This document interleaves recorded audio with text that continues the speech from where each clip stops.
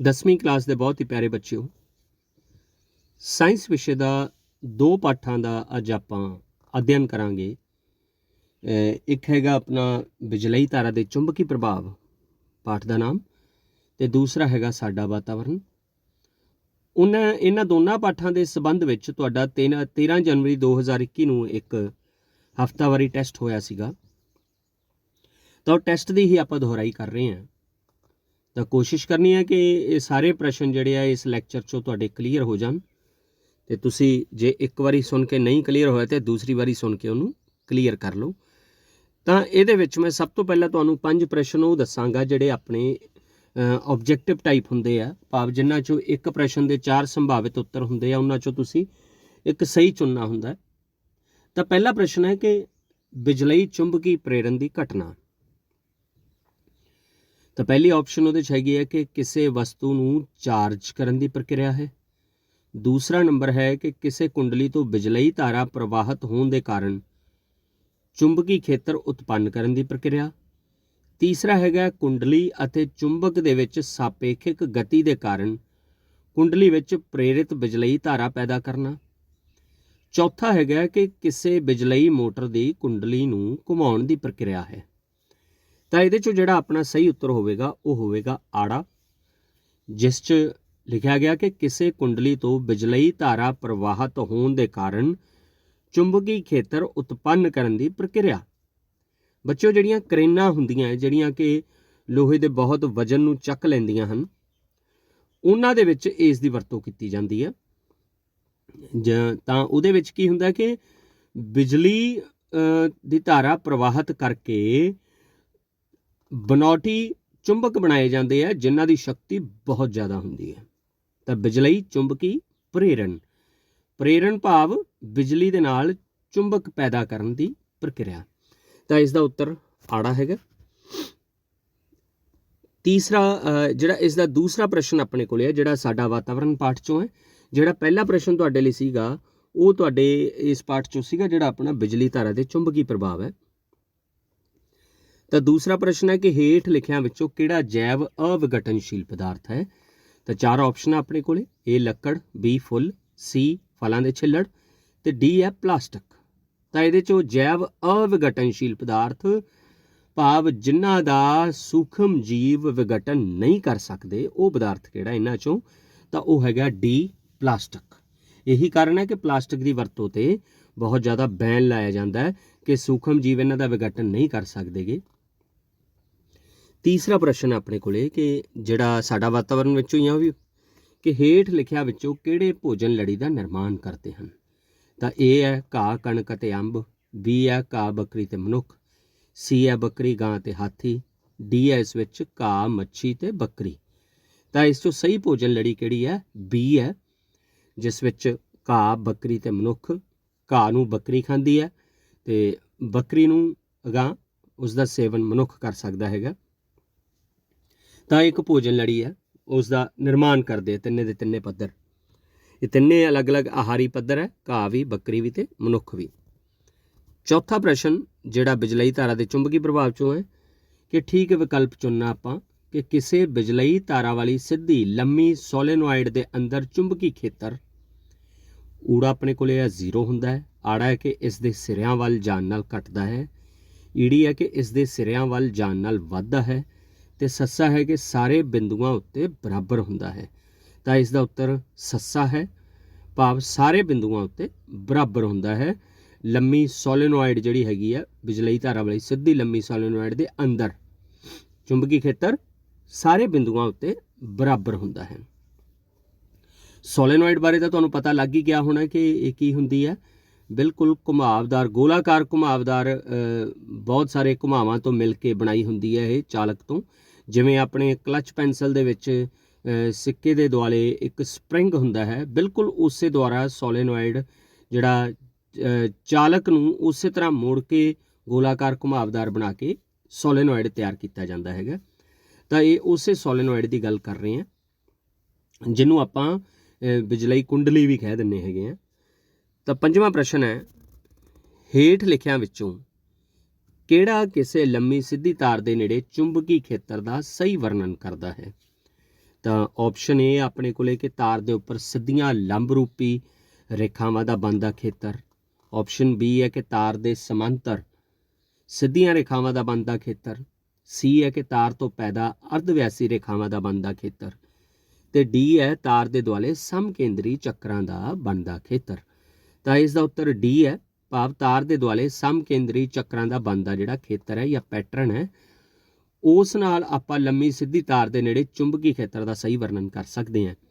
ਇਸ ਦੇ ਸੰਬੰਧ ਵਿੱਚ ਆਪਣੇ ਸਾਇੰਸ ਦੀ ਪੰਜਾਬੀ ਮੀਡੀਅਮ ਦੀ ਜਿਹੜੀ ਕਿਤਾਬ ਹੈ ਉਸ ਦੇ ਪੰਨਾ ਨੰਬਰ 253 ਤੇ ਚਿੱਤਰ ਨੰਬਰ 13.6 ਬਣਿਆ ਹੋਇਆ, ਜਿਸ ਦੇ ਵਿੱਚ ਕਿ ਤੁਸੀਂ ਇਹ ਦੇਖ ਸਕਦੇ ਆ ਕਿ ਸਮਕੇਂਦਰੀ ਚੱਕਰਾਂ ਦਾ ਇੱਕ ਪੈਟਰਨ ਬਣਿਆ ਹੋਇਆ ਕਾਰਡਬੋਰਡ ਦੇ ਉੱਪਰ।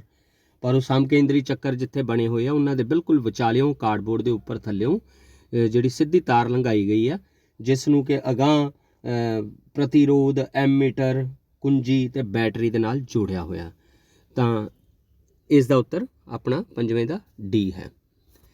ਇਸੇ ਤਰ੍ਹਾਂ ਆਪਾਂ ਹੁਣ ਉਹਨਾਂ ਪ੍ਰਸ਼ਨਾਂ ਦੀ ਗੱਲ ਕਰਾਂਗੇ ਜਿਹੜੇ ਆਪਣੇ 2 ਨੰਬਰ ਦੇ ਪ੍ਰਸ਼ਨ ਹੈਗੇ ਆ, ਕਿਉਂਕਿ ਬਿਜਲੀ ਧਾਰਾ ਦੇ ਚੁੰਬਕੀ ਪ੍ਰਭਾਵ 'ਚ ਤੁਹਾਨੂੰ 2 ਨੰਬਰ ਦੇ ਪ੍ਰਸ਼ਨ ਵੀ ਆਉਣੇ ਆ।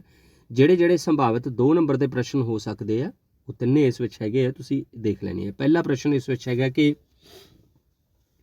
ਚੁੰਬਕ ਦੇ ਨੇੜੇ ਲਿਆਉਣ ਤੇ ਦਿਸ਼ਾ ਸੂਚਕ ਦੀ ਸੂਈ ਵਿਖੇਪਿਤ ਕਿਉਂ ਹੋ ਜਾਂਦੀ ਹੈ? ਦਿਸ਼ਾ ਸੂਚਕ ਇੱਕ ਅਜਿਹਾ ਯੰਤਰ ਹੈ ਜਿਹੜਾ ਕਿ ਆਪਾਂ ਆਮ ਤੌਰ 'ਤੇ ਹੀ ਲੈਬ ਦੇ ਵਿੱਚ, ਸਾਇੰਸ ਲੈਬ ਦੇ ਵਿੱਚ ਵਰਤਦੇ ਹੈਗੇ ਆ। ਜੇ ਤੁਹਾਨੂੰ ਯਾਦ ਹੋਵੇ ਤਾਂ 8ਵੀਂ ਵਿੱਚ ਤੁਸੀਂ ਇੱਕ ਪ੍ਰਯੋਗ ਕੀਤਾ ਸੀਗਾ, ਜਿਸ ਦੇ ਵਿੱਚ ਤੁਸੀਂ ਚੁੰਬਕ ਦੇ ਦੁਆਲੇ ਚੁੰਬਕੀ ਖੇਤਰ ਰੇਖਾਵਾਂ ਡਰਾਅ ਕਰਨੀਆਂ ਸੀ। ਤਾਂ ਡਰਾਅ ਕਰਨ ਦੇ ਲਈ ਤੁਸੀਂ ਉਸ ਦਿਸ਼ਾ ਸੂਚਕ ਦੀ ਵਰਤੋਂ ਕੀਤੀ ਸੀਗੀ, ਜਿਸ ਦਾ ਕਿ ਪੈਟਰਨ ਪੂਰਾ ਬਣਦਾ ਹੈਗਾ। ਉਹਦੀ ਸੂਈ ਹਿਲਦੀ ਜਾਂਦੀ ਹੈ, ਜਿਵੇਂ ਜਿਵੇਂ ਹਿਲਦੀ ਜਾਂਦੀ ਤੁਸੀਂ ਬਿੰਦੂ ਬਣਾਉਂਦੇ ਜਾਂਦੇ ਆ ਅਤੇ ਚੁੰਬਕੀ ਖੇਤਰ ਰੇਖਾਵਾਂ ਬਣਦੀਆਂ ਜਾਂਦੀਆਂ। ਤਾਂ ਇਹ ਉਹੀ ਦਿਸ਼ਾ ਸੂਚਕ ਹੈ। ਕਹਿੰਦੇ ਚੁੰਬਕ ਦੇ ਨੇੜੇ ਲਿਆਉਣ 'ਤੇ ਦਿਸ਼ਾ ਸੂਚਕ ਦੀ ਸੂਈ ਕਿਉਂ ਵਿਖੇਪਿਤ ਹੋ ਜਾਂਦੀ ਹੈ? ਕਿਉਂਕਿ ਦਿਸ਼ਾ ਸੂਚਕ ਦੇ ਵਿੱਚ ਜਿਹੜੀ ਸੂਈ ਹੁੰਦੀ ਹੈ ਉਹ ਵੀ ਇੱਕ ਚੁੰਬਕ ਹੁੰਦਾ ਹੈ। ਕਿਉਂਕਿ ਉਹ ਦਿਸ਼ਾ ਸੂਚਕ ਦੇ ਵਿੱਚ ਜਿਹੜੀ ਸੂਈ ਇੱਕ ਚੁੰਬਕ ਹੁੰਦਾ ਹੈ, ਤਾਂ ਆਪਾਂ ਨੂੰ ਪਤਾ ਹੈ ਚੁੰਬਕ ਦੇ ਜੇ ਸਮਾਨ ਧਰੁਵ ਇੱਕ ਦੂਜੇ ਦੇ ਸਾਹਮਣੇ ਕਰਾਂਗੇ ਤਾਂ ਉਹ ਇੱਕ ਦੂਜੇ ਨੂੰ ਆਕਰਸ਼ਿਤ ਕਰਨਗੇ, ਅਤੇ ਜੇ ਅਸਮਾਨ ਧਰੁਵ ਇੱਕ ਦੂਜੇ ਦੇ ਨੇੜੇ ਕਰਾਂਗੇ ਤਾਂ ਉਹ ਇੱਕ ਦੂਜੇ ਨੂੰ ਆਕਰਸ਼ਿਤ ਕਰਨਗੇ। ਭਾਵ ਦੋਨਾਂ ਸਥਿਤੀਆਂ ਦੇ ਵਿੱਚ ਜਿਹੜੀ ਦਿਸ਼ਾ ਸੂਚਕ ਦੀ ਜਿਹੜੀ ਸੂਈ ਹੈ, ਜਿਹੜੀ ਕਿ ਚੁੰਬਕ ਦੇ ਮੁਕਾਬਲੇ ਹਲਕੀ ਹੁੰਦੀ ਹੈ, ਉਸ ਦੇ ਵਿੱਚ ਹਿੱਲ ਜੁਲ ਹੁੰਦੀ ਹੈ। ਇਹੀ ਕਾਰਨ ਹੈ ਕਿ ਚੁੰਬਕ ਦੇ ਨੇੜੇ ਲਿਆਉਣ 'ਤੇ ਦਿਸ਼ਾ ਸੂਚਕ ਦੀ ਸੂਈ ਜਿਹੜੀ ਹੈ ਵਿਖੇਪਿਤ ਹੁੰਦੀ ਹੈ। ਜਦ ਕਿ ਜੇ ਦਿਸ਼ਾ ਸੂਚਕ ਦੀ ਸੂਈ ਦੀ ਜਗ੍ਹਾ 'ਤੇ ਲੋਹਾ ਹੁੰਦਾ ਤਾਂ ਲੋਹੇ ਨੇ ਪੂਰੀ ਤਰ੍ਹਾਂ ਵਿਖੇਪਿਤ ਨਹੀਂ ਹੋਣਾ ਸੀਗਾ। ਤਾਂ ਇੱਥੇ ਕਿਉਂਕਿ ਦਿਸ਼ਾ ਸੂਚਕ ਦੇ ਵਿੱਚ ਸੂਈ ਜਿਹੜੀ ਹੈ ਉਹ ਵੀ ਇੱਕ ਚੁੰਬਕ ਦੇ ਤੌਰ 'ਤੇ ਵਰਤਾਰਾ ਕਰ ਰਹੀ ਹੈਗੀ ਹੈ, ਚੁੰਬਕ ਹੀ ਹੈ, ਤਾਂ ਇਸ ਕਰਕੇ ਉਹ ਸੂਈ ਵਿਖੇਪਿਤ ਹੁੰਦੀ ਹੈ। ਦੂਸਰਾ ਪ੍ਰਸ਼ਨ ਹੈ ਕਿ 2 ਚੁੰਬਕੀ ਖੇਤਰ ਰੇਖਾਵਾਂ ਇੱਕ ਦੂਜੇ ਨੂੰ ਕਿਉਂ ਨਹੀਂ ਕੱਟਦੀਆਂ? ਹਮੇਸ਼ਾ ਆਪਾਂ ਜਦੋਂ ਚੁੰਬਕੀ ਖੇਤਰ ਰੇਖਾਵਾਂ ਆਪਾਂ ਚੁੰਬਕ ਦੇ ਦੁਆਲੇ, ਛੜ ਚੁੰਬਕ ਦੇ ਦੁਆਲੇ ਦੇਖਦੇ ਹਾਂ ਤਾਂ ਆਪਾਂ ਦਿਸ਼ਾ ਸੂਚਕ ਦੇ ਨਾਲ ਉਹ ਚੁੰਬਕੀ ਖੇਤਰ ਰੇਖਾਵਾਂ ਡਰਾ ਵੀ ਕਰ ਸਕਦੇ ਹਾਂ। ਤਾਂ ਆਪਾਂ ਡਰਾਅ ਕਰਨ ਵੇਲੇ ਦੇਖਿਆ ਹੋਣਾ ਹੈ ਕਿ ਜਿਹੜੀ ਦਿਸ਼ਾ ਸੂਚਕ ਦੀ ਸੂਈ ਹੈ ਉਹ ਹਮੇਸ਼ਾ ਹੀ ਇੱਕ ਖਾਸ ਪੈਟਰਨ ਦੇ ਵਿੱਚ ਹੀ ਘੁੰਮਦੀ ਹੈ। ਤਾਂ ਉਹ ਇਸ ਤਰ੍ਹਾਂ ਹੋ ਨਹੀਂ ਸਕਦਾ ਕਿ ਦਿਸ਼ਾ ਸੂਚਕ ਦੀ ਸੂਈ ਇੱਕੋ ਟਾਈਮ 'ਤੇ 2 ਦਿਸ਼ਾਵਾਂ ਵਿੱਚ ਇੱਕ ਥਾਂ 'ਤੇ ਘੁੰਮਦੀ ਹੋਵੇ। ਜੇ ਅਜਿਹਾ ਹੋ ਜੇ ਤਾਂ ਇਸ ਤੋਂ ਭਾਵ ਹੈ ਕਿ ਜਿਹੜਾ ਚੁੰਬਕੀ ਖੇਤਰ ਹੈਗਾ, ਜਿਹੜਾ ਕਿ 2 ਦਿਸ਼ਾਵਾਂ ਵੱਲ ਸੰਕੇਤ ਨਹੀਂ ਕਰੇਗਾ, ਤਾਂ ਇੱਕ ਦਿਸ਼ਾ ਵੱਲ ਹੀ ਜਿਹੜੀ ਉਸ ਦੀ ਜਿਹੜੀ ਦਿਸ਼ਾ ਸੂਚਕ ਦੀ ਸੂਈ ਹੈ ਸੰਕੇਤ ਕਰੇਗੀ। ਜੇ ਇਸ ਤਰ੍ਹਾਂ ਹੋ ਗਿਆ ਤਾਂ ਚੁੰਬਕੀ ਖੇਤਰ ਰੇਖਾਵਾਂ ਇੱਕ ਦੂਜੇ ਨੂੰ ਇਸ ਲਈ ਨਹੀਂ ਕੱਟਦੀਆਂ ਕਿ ਪੈਟਰਨ ਉਹਨਾਂ ਦਾ ਇੱਕ ਦਿਸ਼ਾ ਵਿੱਚ ਹੀ ਹੁੰਦਾ ਹੈ। ਜੇ ਉਹ ਇੱਕ ਦੂਜੇ ਨੂੰ ਕੱਟ ਗਈਆਂ, ਇਹਦਾ ਭਾਵ ਹੈ ਕਿ ਦਿਸ਼ਾ ਸੂਚਕ ਦੀਆਂ ਦਿਸ਼ਾਵਾਂ 2 ਹੋ ਗਈਆਂ, ਜੋ ਕਿ ਸੰਭਵ ਨਹੀਂ ਹੈ। ਤਾਂ ਤੁਸੀਂ ਇਸ ਦਾ ਉੱਤਰ ਇੰਨਾ ਹੀ ਲਿਖਣਾ ਹੈ ਕਿ ਜੇ ਦਿਸ਼ਾ ਸੂਚਕ 2 ਦਿਸ਼ਾਵਾਂ ਵੱਲ ਸੰਕੇਤ ਕਰਨ ਲੱਗ ਪਿਆ ਤਾਂ ਉਸ ਦੀਆਂ 2 ਦਿਸ਼ਾਵਾਂ ਜਿਹੜੀਆਂ ਚੁੰਬਕੀ ਖੇਤਰ ਰੇਖਾਵਾਂ ਦੀਆਂ ਉਹ ਮਹਿਸੂਸ ਹੋਣ ਲੱਗ ਜਾਣਗੀਆਂ, ਜੋ ਕਿ ਅਸੰਭਵ ਹੈ। ਤਾਂ ਕਦੇ ਵੀ ਦਿਸ਼ਾ ਸੂਚਕ 2 ਦਿਸ਼ਾਵਾਂ ਵੱਲ ਸੰਕੇਤ ਨਹੀਂ ਕਰਦਾ, ਇੱਕ ਸਮੇਂ 'ਤੇ ਉਹ ਸਿਰਫ ਇੱਕ ਦਿਸ਼ਾ ਵੱਲ ਹੀ ਸੰਕੇਤ ਕਰੇਗਾ। ਇਸੇ ਤਰ੍ਹਾਂ ਅਗਲਾ ਪ੍ਰਸ਼ਨ ਹੈ ਕਿ ਬਿਜਲੀ ਮੋਟਰ ਦਾ ਸਿਧਾਂਤ ਕੀ ਹੈ। ਤਾਂ ਬਿਜਲੀ ਮੋਟਰ ਦਾ ਸਿਧਾਂਤ ਸਿੰਪਲ ਜਿਹਾ ਹੈਗਾ। ਬਿਜਲੀ ਮੋਟਰ ਇੱਕ ਅਜਿਹਾ ਯੰਤਰ ਹੈ, ਜਦੋਂ ਉਸ ਨੂੰ ਬਿਜਲੀ ਦਿੱਤੀ ਜਾਂਦੀ ਹੈ ਤਾਂ ਬਿਜਲੀ ਦੇਣ ਦੇ ਨਾਲ ਬਿਜਲਈ ਮੋਟਰ ਦੇ ਵਿੱਚ ਜਿਹੜੇ ਉਸ ਦੇ ਵਿੱਚ ਘੁਮਾਵ ਹੋਣਾ ਸ਼ੁਰੂ ਹੋ ਜਾਂਦਾ ਹੈ। ਤਾਂ ਭਾਵ ਹੈ ਕਿ ਬਿਜਲਈ ਮੋਟਰ ਦਾ ਸਿਧਾਂਤ ਇਹ ਹੈ ਕਿ ਬਿਜਲਈ ਊਰਜਾ ਦਾ ਰੂਪਾਂਤਰਨ ਯੰਤਰਿਕ ਊਰਜਾ ਵਿੱਚ ਹੁੰਦਾ ਹੈ। ਬਿਜਲਈ ਊਰਜਾ ਦਾ ਰੂਪਾਂਤਰਨ ਹਮੇਸ਼ਾ ਯੰਤਰਿਕ ਊਰਜਾ ਵਿੱਚ ਹੁੰਦਾ ਹੈ ਤੇ ਇਹ ਫਲੈਮਿੰਗ ਦੇ ਖੱਬੇ ਹੱਥ ਨਿਯਮ ਤੇ ਆਧਾਰਿਤ ਹੈ। ਇਹ ਗੱਲ ਵੀ ਤੁਸੀਂ ਇਸ ਵਿੱਚ ਲਿਖ ਸਕਦੇ ਹੋ। ਤਾਂ ਇਹ ਆਪਣਾ ਭਾਗ ਆੜਾ ਸੀ ਜਿਸ ਵਿੱਚ 2 ਨੰਬਰ ਦੇ ਪ੍ਰਸ਼ਨ ਆਏ ਆ। ਹੁਣ ਆਪਾਂ 3 ਨੰਬਰ ਦੇ ਪ੍ਰਸ਼ਨਾਂ ਦੀ ਗੱਲ ਕਰਾਂਗੇ। 3 ਨੰਬਰ ਦੇ ਪ੍ਰਸ਼ਨ ਇਸ ਪਾਠ 'ਚੋਂ ਵੀ ਆਉਣੇ ਆ, ਆਪਣੇ ਬਿਜਲਈ ਧਾਰਾ ਦੇ ਚੁੰਬਕੀ ਪ੍ਰਭਾਵ 'ਚੋਂ ਵੀ, ਤੇ ਜਿਹੜਾ ਸਾਡਾ ਵਾਤਾਵਰਨ ਪਾਠ ਆ ਉਸ ਵਿੱਚੋਂ ਵੀ ਆਣੇ ਆ। ਤਾਂ ਇਸ ਕਰਕੇ ਬੜੇ ਧਿਆਨ ਨਾਲ ਇਹਨਾਂ ਨੂੰ ਦੇਖਣਾ। ਜਿਵੇਂ ਪਹਿਲਾ ਪ੍ਰਸ਼ਨ ਆਪਾਂ ਨੂੰ ਦੱਸਿਆ ਇਹਨਾਂ ਨੇ ਕਿ ਚੁੰਬਕੀ ਖੇਤਰ ਰੇਖਾਵਾਂ ਦੇ ਗੁਣਾਂ ਦੀ ਸੂਚੀ ਦੱਸੋ। ਤਾਂ ਇੱਕ ਗੁਣ ਦਾ ਅਧਿਐਨ ਤੁਸੀਂ ਪਹਿਲਾਂ ਹੀ ਕਰ ਚੁੱਕੇ ਹੋ ਕਿ ਕਦੇ ਵੀ ਚੁੰਬਕੀ ਖੇਤਰ ਰੇਖਾਵਾਂ, 2 ਚੁੰਬਕੀ ਖੇਤਰ ਰੇਖਾਵਾਂ ਇੱਕ ਦੂਜੇ ਨੂੰ ਨਹੀਂ ਕੱਟ ਸਕਦੀਆਂ। ਠੀਕ ਹੈ, ਪਹਿਲਾ ਪੁਆਇੰਟ ਤਾਂ ਇਹੀ ਹੋ ਜਾਊਗਾ। ਦੂਸਰਾ ਗੁਣ ਇਸ ਦਾ ਕੀ ਹੈਗਾ ਕਿ ਜਿੱਥੇ ਚੁੰਬਕੀ ਖੇਤਰ ਰੇਖਾਵਾਂ ਵੱਧ ਹੁੰਦੀਆਂ, ਭਾਵ ਬਹੁਤ ਜ਼ਿਆਦਾ ਨੇੜੇ ਪਈਆਂ ਹੁੰਦੀਆਂ ਤੇ ਇੱਕ ਸੰਘਣਤਾ ਜ਼ਿਆਦਾ ਹੋ ਜਾਂਦੀ ਹੈ ਉੱਥੇ ਚੁੰਬਕੀ ਖੇਤਰ ਰੇਖਾਵਾਂ ਦੀ, ਕਹਿਣ ਤੋਂ ਭਾਵ ਹੈ ਕਿ ਉੱਥੇ ਚੁੰਬਕੀ ਖੇਤਰ ਜ਼ਿਆਦਾ ਹੁੰਦਾ ਹੈ। ਪਰ ਜਿੱਥੇ ਚੁੰਬਕੀ ਖੇਤਰ ਰੇਖਾਵਾਂ ਇੱਕ ਦੂਜੇ ਤੋਂ ਦੂਰ ਪਈਆਂ ਹੁੰਦੀਆਂ, ਉਸ ਜਗ੍ਹਾ ਤੇ ਚੁੰਬਕ ਦਾ ਚੁੰਬਕੀ ਖੇਤਰ ਜਿਹੜਾ ਘੱਟ ਹੁੰਦਾ ਹੈ। ਇਹ ਦੂਸਰਾ ਗੁਣ ਸੀਗਾ ਚੁੰਬਕੀ ਖੇਤਰ ਰੇਖਾਵਾਂ ਦਾ।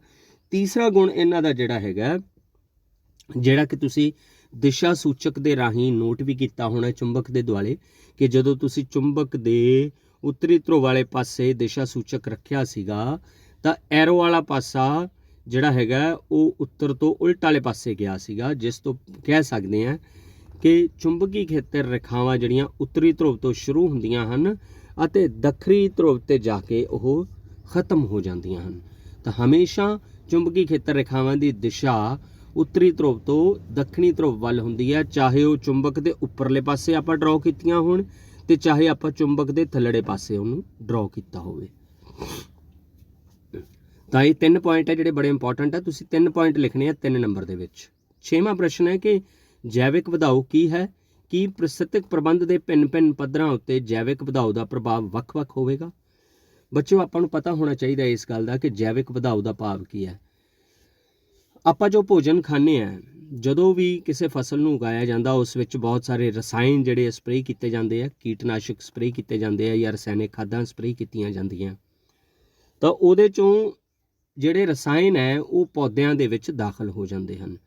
ਜਦੋਂ ਉਹਨਾਂ ਪੌਦਿਆਂ ਵਿੱਚੋਂ ਰਸਾਇਣ ਦਾਖਲ ਹੁੰਦੇ ਹਨ, ਉਹਨਾਂ ਪੌਦਿਆਂ ਨੂੰ ਛੋਟੇ ਜਾਨਵਰ ਖਾਂਦੇ ਆ, ਫਿਰ ਛੋਟੇ ਜਾਨਵਰਾਂ ਨੂੰ ਭੋਜਨ ਲੜੀ ਦੇ ਵਿੱਚ ਉਸ ਤੋਂ ਵੱਡੇ ਜਾਨਵਰ ਖਾਂਦੇ ਆ, ਤੇ ਉਹਨਾਂ ਜਾਨਵਰਾਂ ਨੂੰ ਉਸ ਤੋਂ ਵੀ ਵੱਡੇ ਜਾਨਵਰ ਇਸ ਤਰ੍ਹਾਂ ਕਰਕੇ ਖਾਂਦੇ ਜਾਂਦੇ ਆ, ਜਿਸ ਨਾਲ ਰਸਾਇਣਾਂ ਦੀ ਮਾਤਰਾ ਭੋਜਨ ਲੜੀ ਦੇ ਵਿੱਚ ਪਹਿਲੇ ਪੱਧਰ ਤੋਂ ਅਖੀਰਲੇ ਪੱਧਰ ਤੱਕ ਜਾਂਦੀ ਰਹਿੰਦੀ ਹੈ। ਭਾਵ ਉਤਪਾਦਕ ਪਹਿਲਾ ਪੱਧਰ ਹੈ, ਉਸ ਤੋਂ ਬਾਅਦ ਖਪਤਕਾਰ ਦੂਸਰਾ ਪੱਧਰ ਹੈਗਾ। ਖਪਤਕਾਰ ਅਲੱਗ-ਅਲੱਗ ਸ਼੍ਰੇਣੀ ਦੇ ਹੁੰਦੇ ਆ, ਪਹਿਲੇ ਪੱਧਰ ਦੇ ਖਪਤਕਾਰ, ਦੂਸਰੇ ਪੱਧਰ ਦੇ ਖਪਤਕਾਰ, ਤੀਸਰੇ ਪੱਧਰ ਦੇ ਖਪਤਕਾਰ। ਇੱਕ ਉਦਾਹਰਨ ਦੇਵਾਂ ਜੇ ਭੋਜਨ ਲੜੀ ਦੀ, ਤਾਂ ਜਿਹੜਾ ਘਾਹ ਹੈਗਾ, ਜੇ ਭੋਜਨ ਲੜੀ ਆਪਾਂ ਦੇਖੀਏ, ਘਾਹ, ਬੱਕਰੀ ਤੇ ਮਨੁੱਖ ਆਪਾਂ ਦੇਖੀ ਸੀ ਇੱਕ ਭੋਜਨ ਲੜੀ, ਤਾਂ ਘਾਹ ਜਿਹੜਾ ਉਸ ਵਿੱਚ ਹੈਗਾ ਉਤਪਾਦਕ ਹੈ, ਕਿਉਂਕਿ ਉਹ ਭੋਜਨ ਨੂੰ ਪੈਦਾ ਕਰਦਾ ਹੈ, ਤੇ ਘਾਹ ਨੂੰ ਖਾਂਦੀ ਹੈ ਬੱਕਰੀ ਜਾਂ ਬੱਕਰਾ ਖਾਂਦਾ ਹੈਗਾ, ਤਾਂ ਉਹ ਹੈਗਾ ਆਪਣਾ ਪਹਿਲੇ ਪੱਧਰ ਦਾ ਖਪਤਕਾਰ।